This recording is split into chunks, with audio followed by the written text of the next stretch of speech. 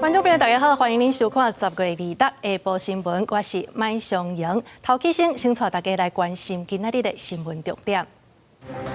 台东有一台载学生的箱仔车甲一台轿车相撞，箱仔车驾驶当场死亡，车顶7个学生大多数拢是轻伤，无性命危险。英国国防委员会发布印太地区的报告，讲台海未来几冬可能会发生冲突。咱国防部长邱国正表示，这是合理的判断。美国共和议长强森当选众议院新议长，伊上任了后是通过一项决议，也就是讲要来支持以色列对抗哈马斯。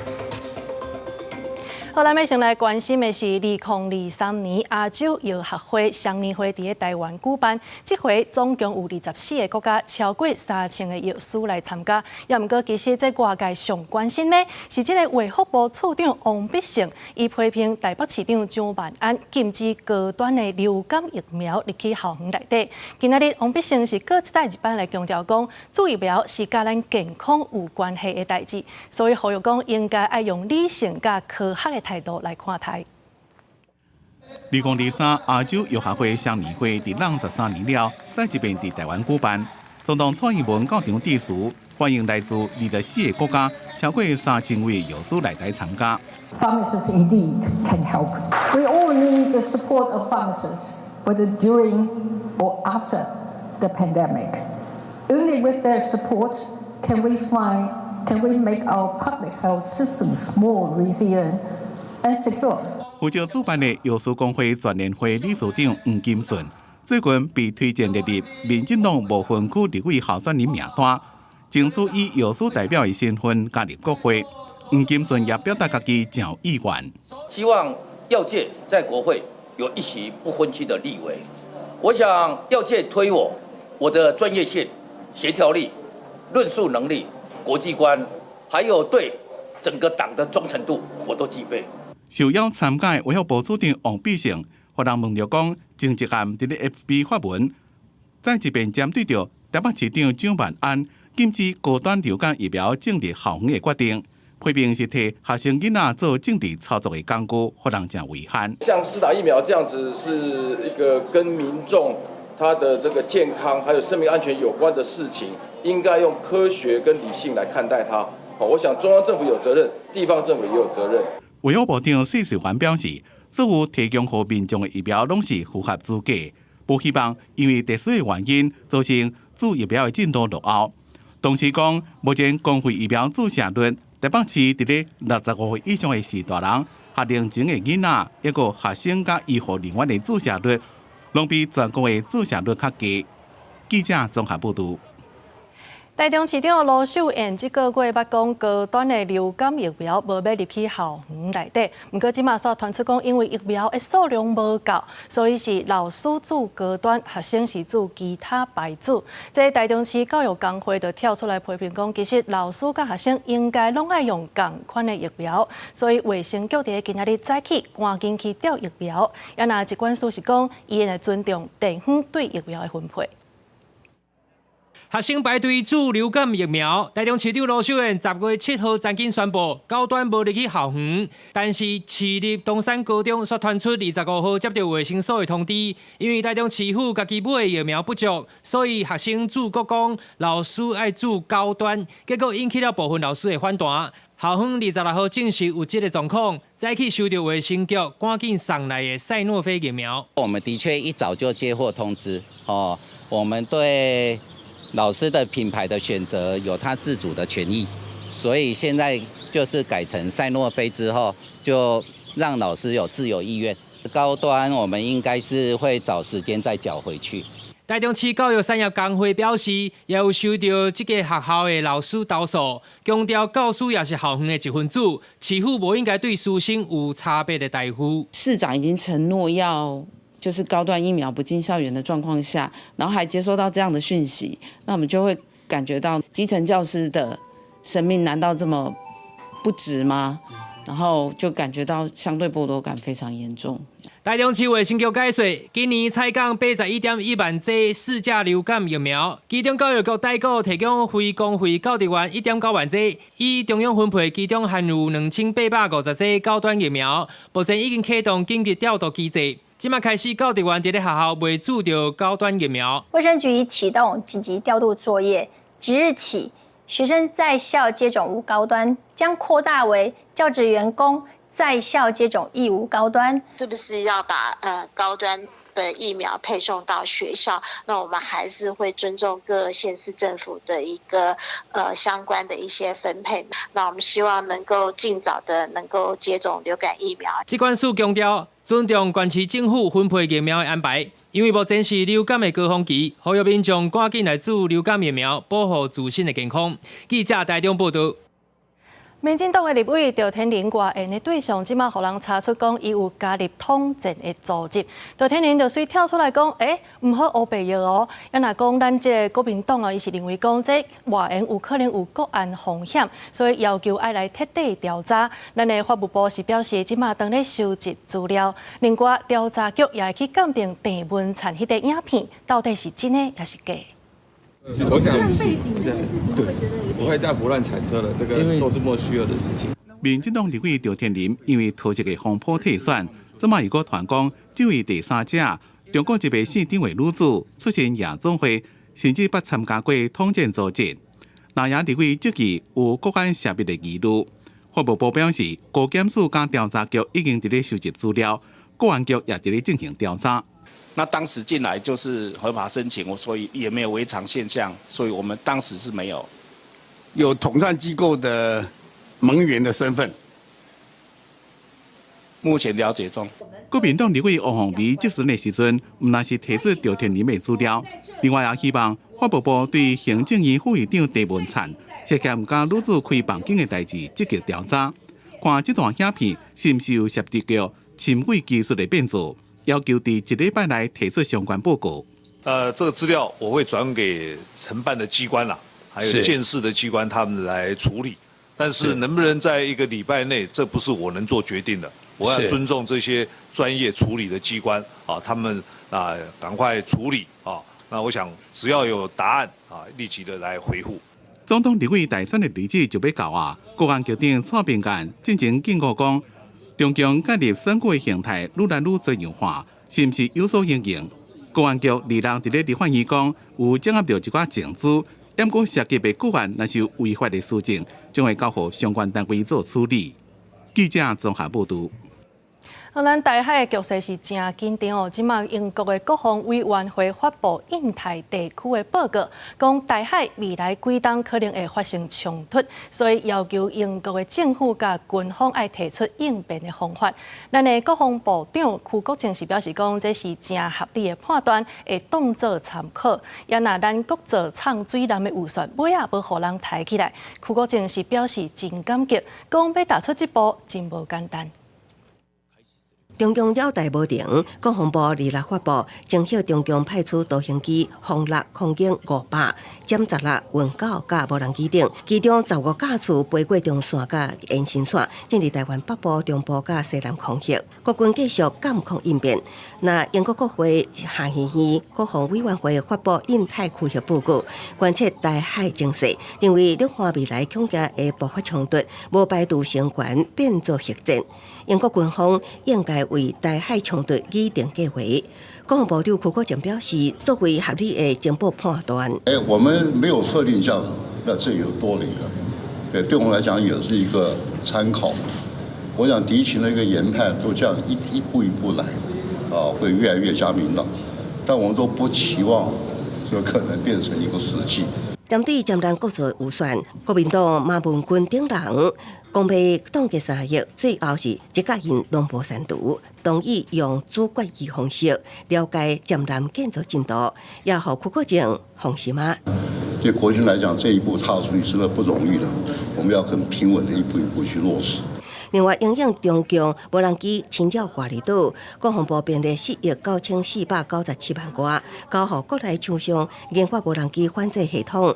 这项重大任务只交予一间厂商独自研发2套系统来做评比。条约立委看不落去，要求国防部负责的交代。你这变成没有竞争关系，又垄断未来的采购。你们应该做的是，好，我选一家最优秀的，就给他1套的钱，你给我做1套最好的给我看，哪有做2套的啦？经济部其实它对于我们在可能在国防上面的使用，它并不清楚，所以他们不要介入太多。我们也希望国防部要有自己能够运用的这样子的一个方式。另外，3军官校招生不好，民进党立委刘世芳建议外聘国外师资来台授课，透过中英双语教学，提升教育水准，培养优秀的军官。记者综合报道。咱的台北故宫最近是传出真侪纠纷，都有中国的业者偷摕咱的物件去 copy。即马咱遮阁有立委跳出来讲，伫中国第15届海峡论坛当中，竟然出现中国台北故宫的文创展览。故宫院长萧宗宏是来强调讲，这是侵权的行为，所以即马已经透过司法等等的方式来处理。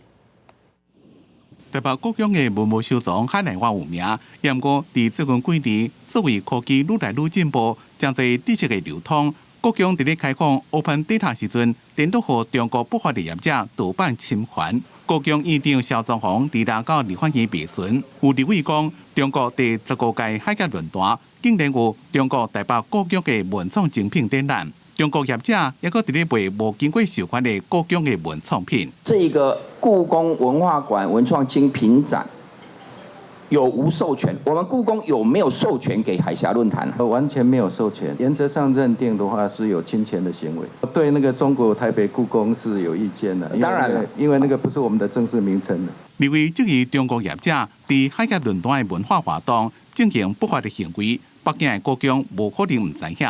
要立委批评中国的各部网站伫咧卖故宫文物的盗档，社群平台也搁出现中国台北故宫精品馆顶口座，也搁讲有得到授权，就是来招商。假冒故宫的账号，那还冒充故宫的名义对外招商。那故宫在发现之后呢，也说要委请律师来做后续的处理。那目前做了哪些处理？透过法律律师，包括对岸的法律律师来进行。那有一些部分的话已经下架，可是有一部分的话，商品的部分还在外面流通，因为那个不太可能再收回来。萧宗宏强调，中国不法业者的所作所为，拢是严重的侵权行为。除了透过两岸协商的管道反映，也透过经济部智慧财产局等单位协作，同时也委请律师用司法来处理。记者综合报道。因那这2024的总统大选拿病赢，到底是要安怎议呢？即马国民党的侯友宜是讲，时间若准备赴，就会用政党协商的方法。因那郭文德也总算开嘴讲同意。也毋过，几位来宾这边是讲，甲郭文德其实早就咧合作来作战咯。因那是民进党的赖清德，伊是互中国来甲批评讲，已经对台独分子变作是台独的骗子，所以伊是来回应讲，家己袂因为中国安尼。就来影响守护国家主权的态度。若被缅甸合出现新的进展，双方无再搁伫这个全民调或者是民主初选。国民党的侯友宜加民众党的郭文德拢表示，关于建立政党协商，在整个时间已经来不及抵下，那当然就是进到政党协商了，就由政党协商，大家一起共同面对。讨论出最棒的合作方式。世界上有时候没有办法100%按照理论做的，所以我也觉得，那不然就政党协商，诉诸政党协商。大家也许我还是相信众人的智慧会超越个人的智慧嘛。侯友宜强调，若是三国无合作，就无所谓的联合内阁。因那外团郭文德想要找韩国瑜做副手，郭文德无正面否认，只敢讲是伫咧想讲安怎才是上强的胜算组合。民进党赖清德是继续拜庙兼辅选，不过中国国台办批评赖清德自台独的小的变做台独的骗子。对此，赖清德再去回应讲，袂因为中国的批评影响其捍卫国家主权的态度。我也不会因为中国对我的谩骂，在捍卫国家主权、维护区域的和平稳定上面有任何的影响。因若继续冲刺连署的郭台铭镇赢，公家高文的镇赢，暂时伫咧联合作战。我们郭办这边也跟科办呢，还有民众党保持非常友善的互动。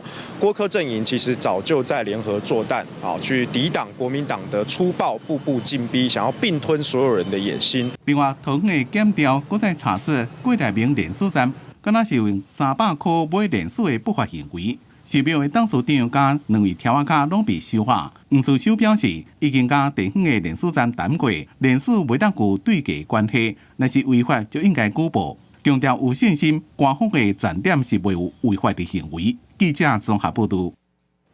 今仔日透早7点左右，伫台东治本有一台载学生的箱仔车，伫经过外宽道路的时，甲一台普色的轿车相撞。这箱仔车的驾驶是当场无心跳，送病院，结果最后是救无回来。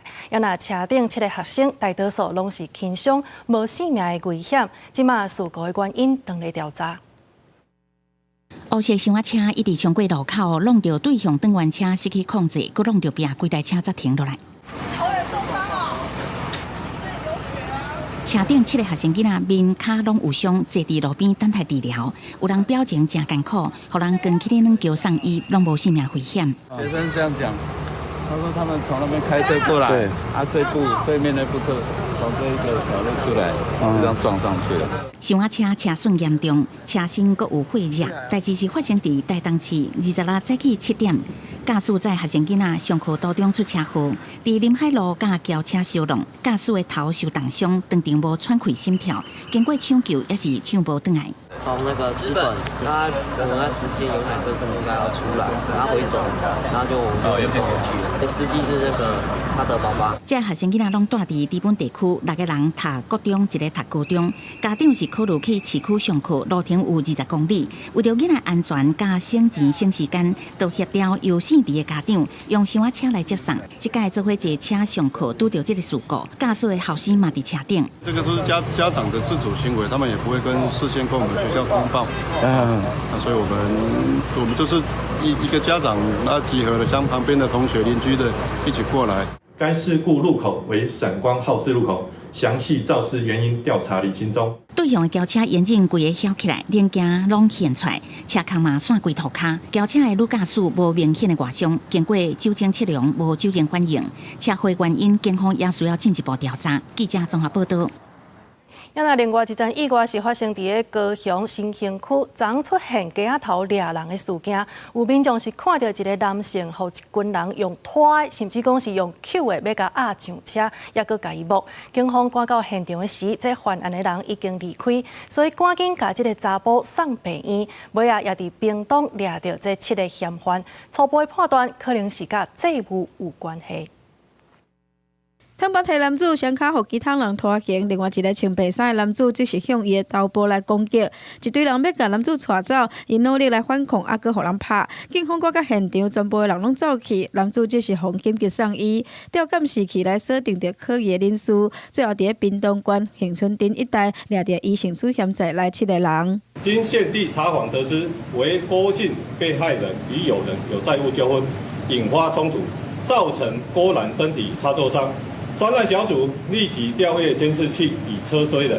警方伫案发12点钟内底破案，调查发现，红领男子有可能甲主嫌有30万块的债务纠纷，主嫌找人来讨销。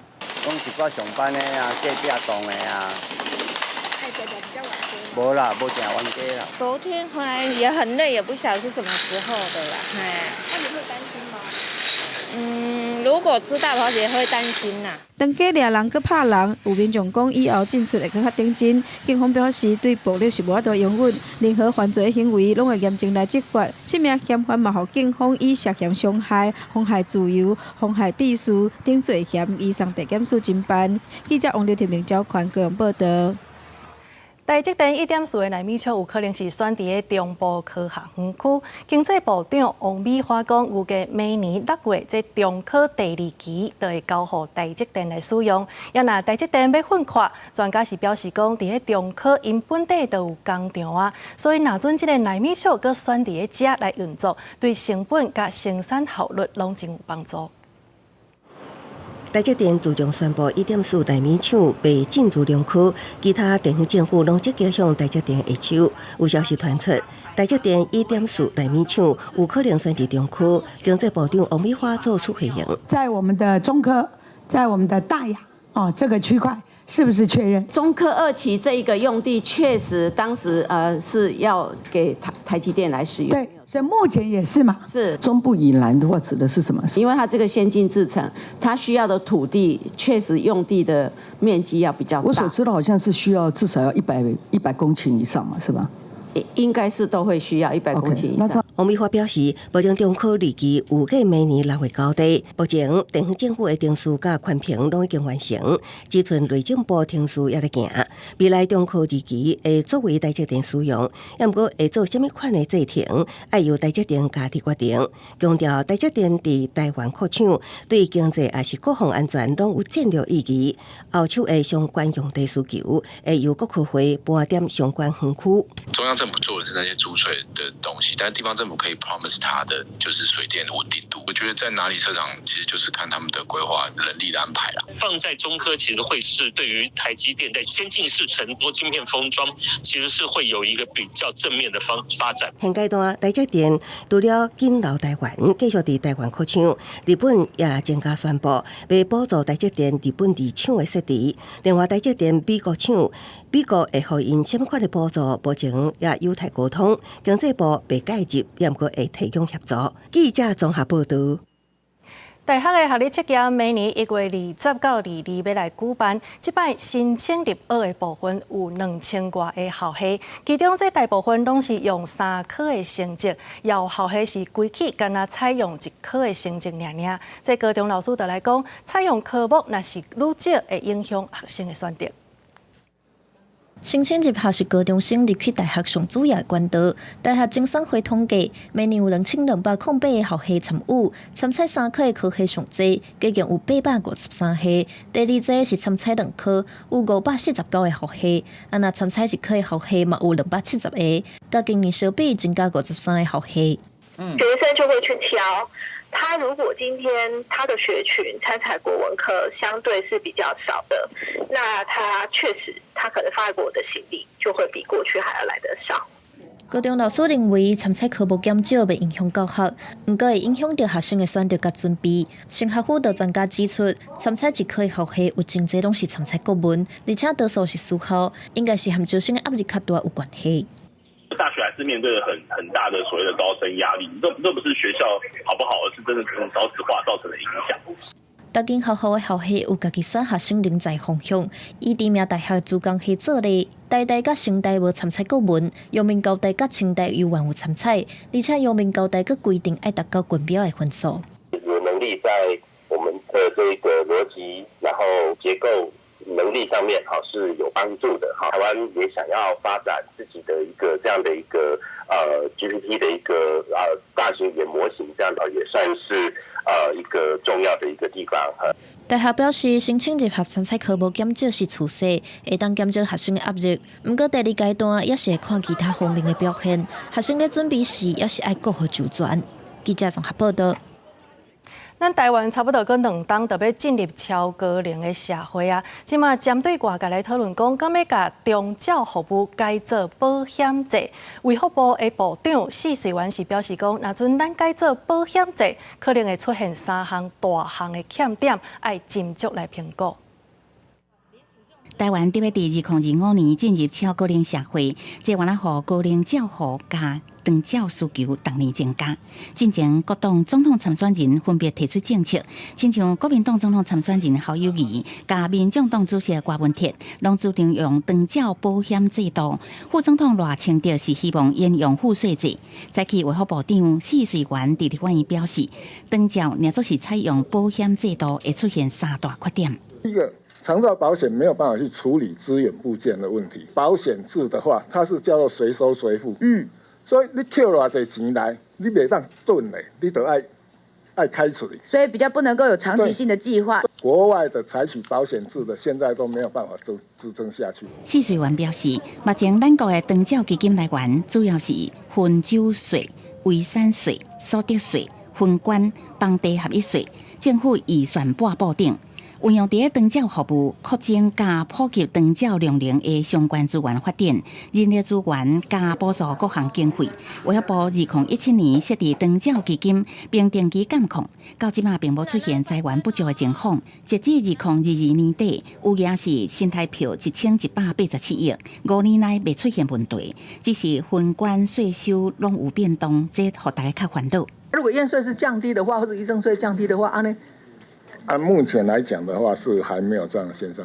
从现在再过5年，也还不会出现问题。试税员也讲，若做未来开办长照险，都要向民众收保费，以健保经验做例，大概若调关保费，拢会引起抗争，而且雇主负担保费的意愿无悬，恐惊原来会压低员工的薪资。目前国际是以保险做长照财源的，敢若日本、德国甲荷兰这少数国家，而且政府也是必须拨补公务预算来支应。由其他国家的经验来看，长照保险不是唯一的解方，也是应该继续评估讨论。记者综合报道。台湾伫2050年要行向零碳排，即马有真侪政策拢对咧实施。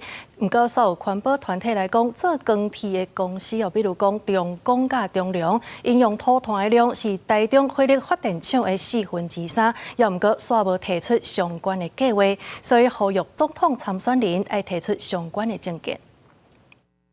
煤电钢铁双毒气，中高市民有怨气。为中南部上百个环保团体同齐发声，要求现主时段咧台面上的4个总统参选人，要注重高碳排产业转型的议题。因为直接点名中钢甲中粮钢铁两间公司，造成中南部居民生活伫咧空污当中。高屏总量管制区呢，在2022年就要做第2期的减量，环保署跟高雄市政府都定不出来高屏第2期的总量减量办法。官团认为，台湾钢铁产业的长期目标是要升到2035年净零排放。因认为现主时也要停止对中钢这个高污染钢铁产业的电池补助，要求因转型，打破现主时总统大选的话题。环保团体嘛对总统参选人发声，要谈气候政见，不能不谈褐色产业转型。你们要谈空污政见，不能不谈中钢的粒状物污染是高雄的4成，除非空污的难民的票不要了，没有任何一位总统候选人提到怎么样改变。官团指出，中钢甲中粮钢铁使用土炭的量已经达到台中火力发电厂的3/4。这期为啥台中火力发电厂有咧规划减碳基础转型？中钢甲中粮钢铁煞无相关的机制。这期现主时咧讲净零排放是无利用心，呼吁总统参选人爱关注。记者郭文条随台北报道。国际消息，咱要来关心的是美国众议院伫麦卡锡落台了后，10月25日由共和党的议员 Johnson 以220票当选新的议长。这个 Johnson 是国会台湾连线的成员，伊捌讲过，在中国若拍台湾，美国就要来做好准备。伊伫上任了后，遂通过一项决议，也就是要来支持以色列对抗哈马斯。The Honorable Mike Johnson of the state of Louisiana has received 220 votes. 得到共和党全党的支持，路易斯安那州众议员强生当选第56任众议院议长，结束长达22天权力真空的乱象。强生在演讲中讲，众议院已经宣布在这边开始工作。And we want our allies around the world to know that this body of lawmakers is reporting again to our duty stations. Let the enemies of freedom around the world hear us loud and clear. The People's House is back in business. 今年51岁强生是众议院司法甲军事委员会成员，也加入国会台湾连线，也是2021年台湾国际团结法案甲其他挺台抗中法案的联署人。今年1月，强生捌讲中国是有侵略性的敌手，美国必须为任何可能，包括中国侵略台湾做好准备。强生是共和党提名的第4位议长候选人，主在几多点经过进行得到提名，所以个提出的爱莫。新议长上任了，众议院随以412票对10票压倒性的票数通过一项决议，声援以色列对抗哈马斯。On December 7th, 1941, in response to the bombing of Pearl Harbor, President Roosevelt said, "It was a date which will live in infamy. So too will October the 7th. But if you say Israel does not have the right to exist, you're saying that you do not want peace. So I urge our Arab friends to join the Abraham Accords. 强生伫东山议长正在新任共和党领袖，并且得到正伫咧接受早期案审判前总统川普的祝福。强生捌伫咧2020年总统大选了，带126位共和党籍的众议员向最高法院提上诉，要求推翻川普败选的结果。美国总统拜登是讲，伊袂担心强生再一遍推翻2024大选的结果，因为在此之前，共和党所提出的差不多60件诉讼全部拢败诉。公司新闻张玉林编辑。在国际天灾人祸不断，即马联合国难民署就来表示讲，到今年9月底，全球因为战争、迫害、甲暴力等等的因素，拢总有1亿外的人是有路无厝的。若准讲咱要甲即个以下冲突搁算入去，可能就要加140万人。全球每73人中都有1个人药剂失当。根据联合国难民署发表年中趋势报告，全球药剂失当的人数可能超过1亿7400万人。乌克兰的战争、苏丹公国民主共和国、甲缅甸的冲突，还有索马利亚的困旱、大水、甲无安全局势，阿富汗长期人道危机，甚至最近才发生的大地震，拢是这项数据创纪录的主要原因。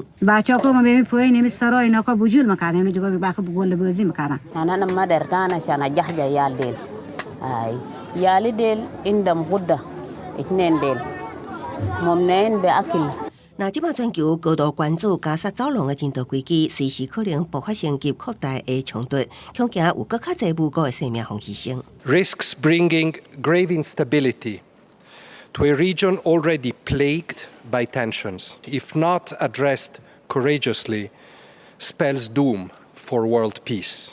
部分人权倡议者讲，以色列将展开地平入侵，佮伫顶礼拜呼吁百姓撤离加沙北部，其实可能构成强迫转移的战争罪。专家表示，未来合法攻击的警告甲威胁存在微妙界线。国际人道法实际上要求攻击部队伫可能的情况向平民发出攻击的警告，比较之下威胁是当一个国家直接甲百姓讲，要发动非法攻击，无将平民考虑入去所进行的欺骗攻击，当国际社会无了解决，也是防止新冲突，都会造成无依无靠甲苦难。公司新闻吴林编译。国内新闻消息，咱要来关心的是，这个行政院通过公务人员协会法部分条文的修正草案。即马警消人员会当家己来组协会，也毋过基层的人员所认为讲，要设一个协会基本的会员人数的标准实在是伤过悬啊！因也一比讲，这袂当协商的事项嘛伤过济。针对这个问题，行政总处是表示讲，袂当协商的，敢若是妨害勤务执行的相关事项尔。屏东明阳大火造成4个消防员殉职，引起外界关心消防员筹组工会议题。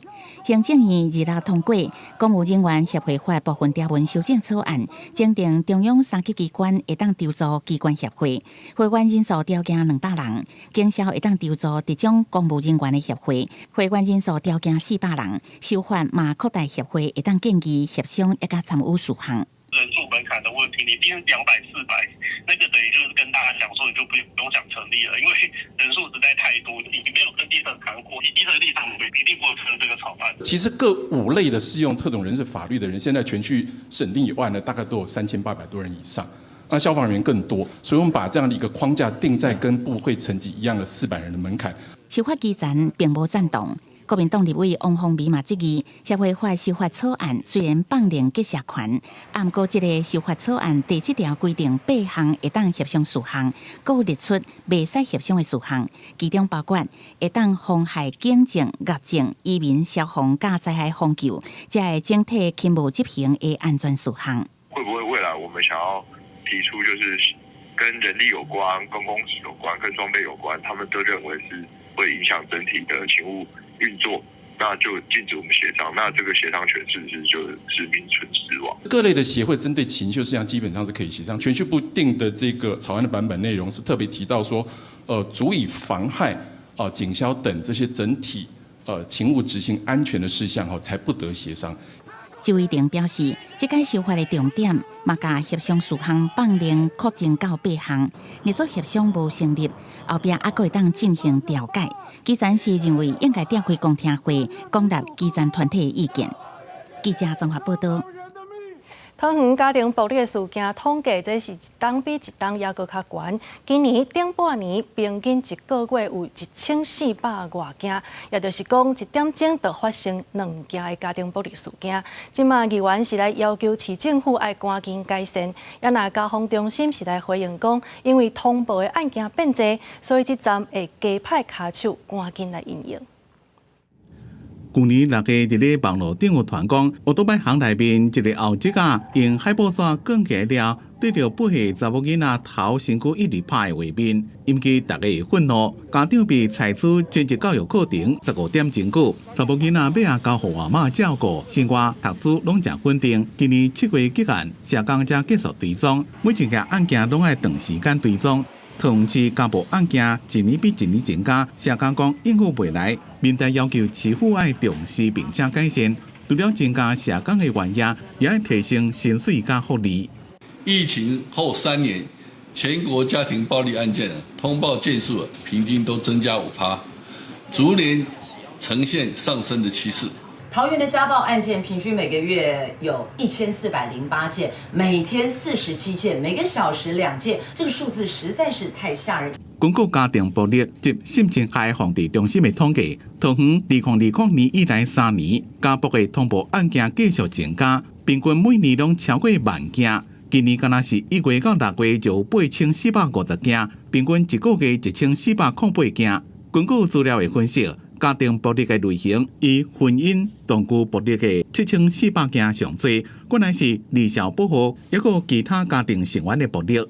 家庭暴力通报的件数确实有逐年上升的情形，这也显示与民众的法治观念跟自我保护意识提升是有相关的。我们鼓励通报，可以让社工资源介入协助。交通中心讲，伫即马全市处理家暴案件的保护型社工只敢若139人。明年到后年会慢慢增加能力，另外也会培育家庭关护员、加防暴讲师等社区的能力，并且提供家暴被害人加家庭庇护的服务，达到预防暴力的推测。记者综合报道。疫情转好了后，即马有愈来愈侪人拢会出国旅游，也毋过高雄小港的国际机场的运量到达恢复无到50%。华航是宣布12月会来增加高雄的航班，也毋过小港机场煞干那一间餐厅尔，所以即马议员就跳出来一味讲，呼吁机场要赶紧来应变。高雄国际机场内底来来去去游客真多，疫情解封，民众拢开始出国佚佗。中华航班嘛宣布12月开始会陆续增加高雄航线，不过机场内底煞干那一间餐厅，其他毋是超商就是咖啡厅。但是游客需要用餐，大部分拢是爱客超商。民众认为机场服务应该要加强，增加餐厅。在地的人来搭飞机应该是不会有太大的影响啊，但是如果从国外来的观光客，影响应该是蛮大的，因为确实很明显，大家看到的是基本上是没有什么餐厅的。希望可以更多元性啊，对，不要那么的单一，或是好像还要特别去找这种感觉这样。根据高雄机场的资料，疫情进前出入境人次上悬有750多万，今年解封才累积174万外人，佮加上未来航线增加，游客会愈来愈多，今年运量到达已经恢复45%左右。高雄市议员区准宪伫25这阵时嘛，毋望会当改善机场内底服务，提供一个让搭国际旅线的这个旅客能够去购买去。喝个饮料也好，吃个东西，这个选择性真的是太少了。周四下决得标，现在在进行装修的准备，预计12月初就可以开始营业，提供服务。另外在国际线的1楼有星巴克的咖啡跟全家便利商店可以提供服务。除了餐饮的服务，议员嘛指出，机场发卖机甲饮水机的数量伤少。高雄国际机场副主任表示，目前候机大厅当中有4台饮料贩卖机甲16台饮水机，因为机场空间受限，目前3楼的餐厅干那1间尔，已经重新招标，会伫12月来开幕。记者钟义辉、邱兆勇高雄报道。高雄有一寡路段有足侪超商甲店头，也毋过互人下货的空间煞足少。即马货车为着要来下货，定定拢会违规，也会增加过路人的交通问题。所以民代阁来发现讲，其实这政府对遮下货的车价拢无详细的规范。交通部就回应讲，会伫3个月内赶紧定出来。货车停伫路口挖角拍顶开始下货，台湾真侪店家拢开伫挖角，往即个所在嘛无法度画装下货停车价，装下货车价少，造成货车违规临停的状况常常发生。司机家己嘛真无奈，因为工课还是爱做，若风开发，但会使偏影懵的。要卸货的话不方便啊，像我来公司卸货的话不方便啊。如果多一点的话，像商家卸货比较方便啊。多一点的话，变成其他的。车主就没有办法，一般车主就没有办法停了，也是一样的道理啊。车价少，互司机做业困难，但高雄民代接到定情，民众想要申请装下货车价，煞互交通局以内规一条路带使设一个车价拒绝。但是这到凤山运行路顶路段，短50公尺，都有2个以上的车价，嘛显出高雄伫申请上并无明确的规定。6都的装卸货的规定都不太一样，那高雄甚至是没有相关规范的，所以我希望交通局可以补齐这个漏洞。交通局会再邀请物流业者跟用路人大家来讨论，来订定我们本市一个装卸货停车格的一个划设原则。交通局表示，过去因为路段有限，烦恼影响其他停车需求，所以若路段已经有装卸货车价，就袂阁增加。而且业务单位做检讨，希望伫3个月内定出符合需求的作业规范。记者陈焕武、柯正俊高雄报道。花莲县政府最近是要求乌多摆袂当停伫停车卡，无想到煞引起真大的争议。因为乌多摆的停车价这数量根本就是无够的，所以部分议员是要求县府要重新来规划，开放部分路段，互人停乌多摆。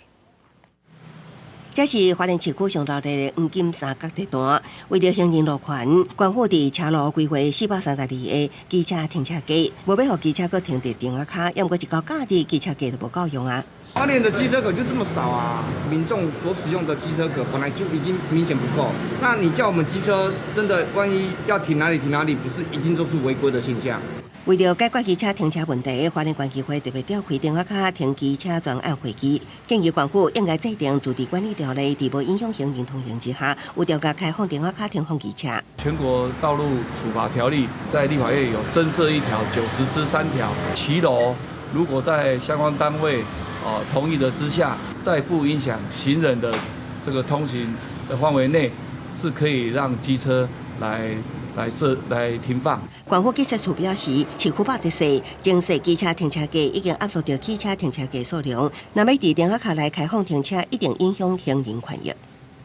可能议员他们就是有提到，之前大法官有做一个解释就是说骑楼的空间，它算是这个民众私有的产权的一个特别牺牲，民众还是有利用它的这个使用它的这个权利，但是你不可以影响到人通行。议员最后建议县府会当用申请制，互有意愿的厝主释出30至40%的停车卡面积，若有安全疑虑的是，会当申请退场注销停放。县府表示会参考其他县市做法，甲中央政策法规了后，搁研究管理办法。记者综合报道。台南中正路甲西门路遐有一栋看起来旧旧的建筑，伊就是日本时代的酒楼水仙阁。伊的建筑风格是引起在地真大的讨论。即马所有权人是表示讲会甲市府来讨论，毋管后手啥物人要来做，拢爱先恢复伊原本的模样。位置真闹热的中正路甲西门路口有一栋看起来真旧的建筑物，毋但建材甲现代有差别，当然当时的漆又搁保留，引发民众关注。伊就是日本时代知名的酒楼水仙阁，过去原本出租予市政甲表啊业者来经营，但是今年业者是退租，后来讲阁要拆除，嘛露出原本的建筑体，引发外界关注。古城是文化古都嘛，所以有很多像波比岛啊，很多的地方，还有那个林百货啊，拢已经有恢复也历史原貌诶。既然我们商爱会有这么一块这个有历史的价值的这个关于古迹的建物我觉得应该要好好的把它再那个整理一下，留给下一代。宋俊明是强调，不管向来做，都是爱心恢复原貌才讲。事实上，最新过去有坐出迁移的记录，一直到1932年才搬到西门町，就是现在中正路甲西门路，嘛是当时正向名流聚会集饭的所在。台湾的料理更是当时上流行的。但是，伫个1945年日本人离开了后，就由台南市商业会接管，原台南州商感经济会一时产业。现在里面又搁重现历史建筑共存的问题，也搁强提出来讨论。然后那新闻看起来应该有点惨，然后但是还是希望说，因为既然这是一个有历史意义的一个建物，那我觉得其实应该文化局应该协助去看怎么做立面的恢复。我们其实会采取公私协力的方式，就如同我们对于历史街区跟老屋立面的补助一样。我们会用一个跟市商会来协议，然后从设计到施工，这个对于台南市而言重要的一个历史的场域的立面，把它维护起来。过去文化局嘛，曾经想要修复最新高的外观立面，但是因为当初时阁受业者来申租，文化局坐次向业者来沟通，希望会当恢复原貌，但是当时业者无愿意。但是现在迁走了后是有机会，后续嘛阁甲台南市商业会提出讨论修复的可能性。记者郑混报道。10月29是世界中风日，国健署讲，台湾中风伫10大死因当中是排第5名。也毋过根据世界中风组织的资料，其实这当中有9成拢是会当预防的。所以国健署就呼吁民众爱了解中风的风险，量早做准备。慢性病甲脑中风有啥物关系呢？台湾中风学会指出，若民众有糖尿病、高血压、食薰，也是血油的问题，就要加注意。这些拢包括伫造成脑中风的8大风险当中。国内的10大死因，其中中风排第5名，当年造成1.2万人死亡，每42分钟就有7个人中风，是真需要预防的疾病。但是上无法度避免的风险，就是家族史。什么叫中风家族史？其实，如果家庭里面有人在年轻，我们讲50或者60岁前有心血管或者脑中风过，其实就是一个中风家族史。找出你有一个家族的遗传的基因，也可以做早期的预防。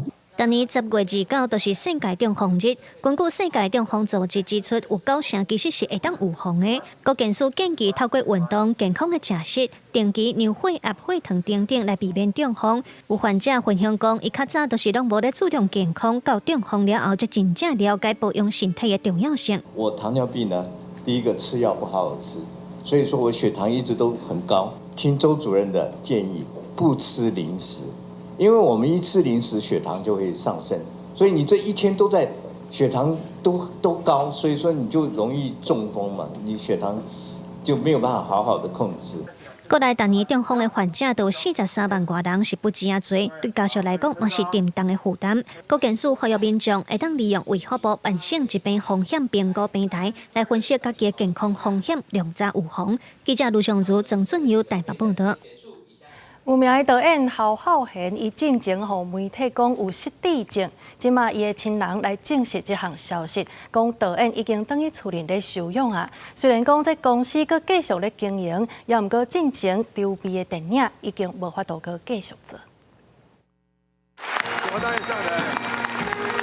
伫中央团队甲专场的奖项中上台，出名导演侯孝贤，伫2020年获颁第57届金马奖终身成就奖。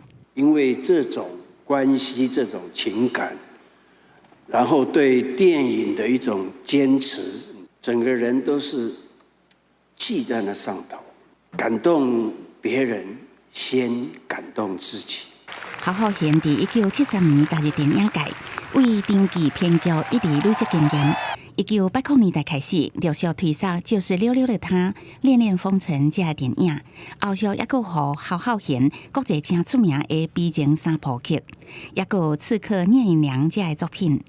几多10年来，伫坎城影展、威尼斯影展这些国际奖项一直拢得奖，同时也直接摕金马奖。佫伫2020年获颁终身成就奖。不过侯孝贤伫最近互外国媒体传讲，因为得到失智症，所以退出。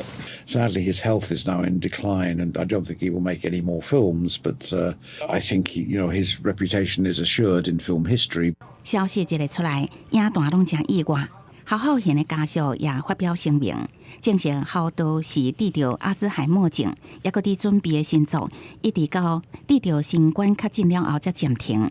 目前已经转厝休养，不过公司目前也搁伫运作。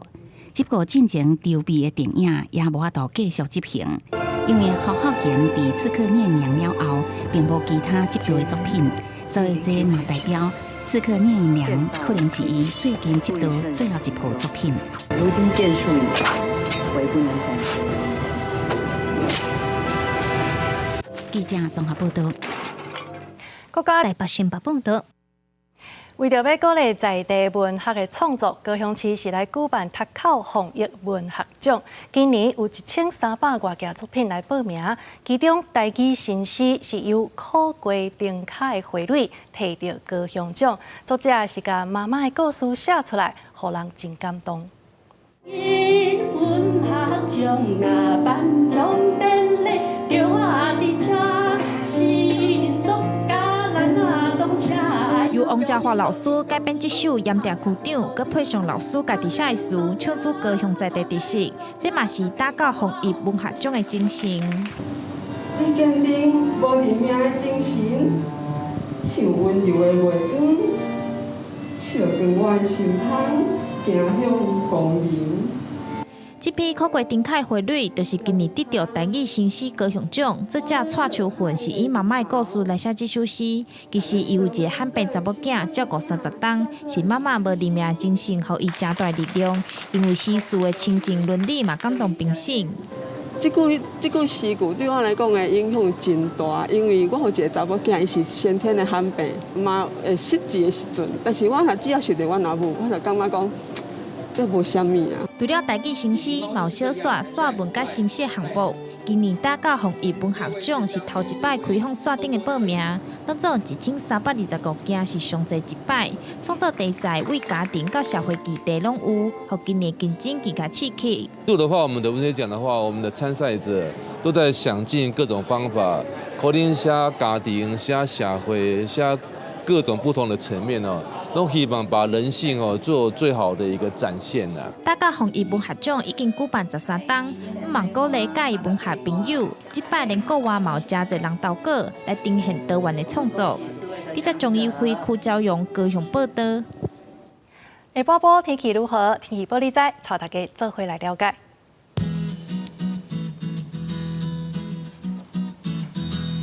北部地区25到30度。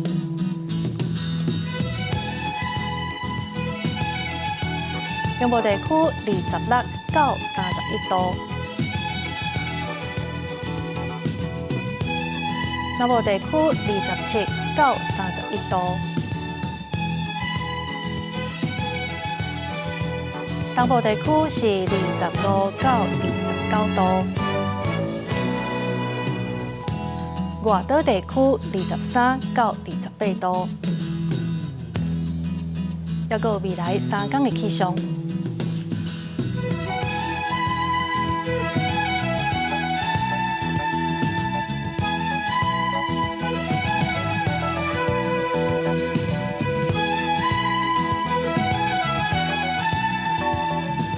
以上就是这则台语新闻，感谢你的收看。明仔载同一个时间，咱再会。